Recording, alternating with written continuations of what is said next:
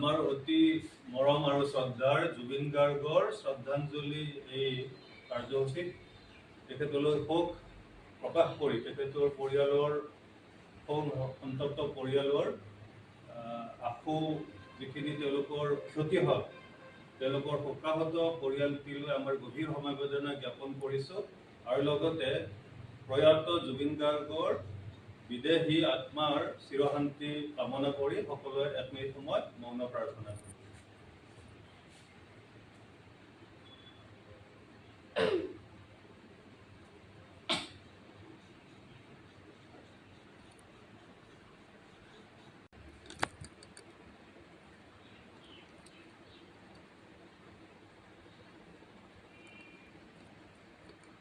Students and teachers, so my hello para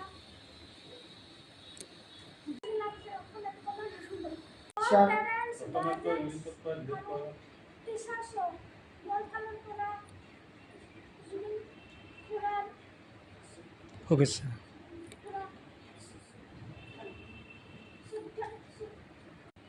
কি জানা হেতু কর আজি আজি মানে জুবিন খুৰাৰ 18/11/1972 চনত জুবিন খুৰাৰ জন্ম হৈছিল আৰু 19/9/2025 জুবিন খুৰাৰ মৃত্যু হৈছিল।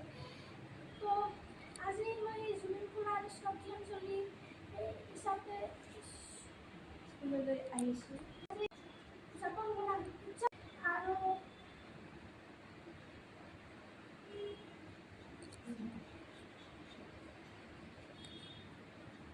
জুবিন খুৰা এগৰাকী ছিংগাৰ আছিল, সকলোৰে মৰমৰ ছিংগাৰ আছিল, চবৰে তেওঁক ভাল পাইছিল। কিন্তু আজি মানে তেওঁ মৰিলে আৰু তেওঁ নাই ইয়াত। তো এইখিনি মই ক'ব খুজিছিলোঁ তেওঁৰ আত্মাৰ সদ্গতিৰ কাৰণে প্ৰাৰ্থনা কৰিছোঁ।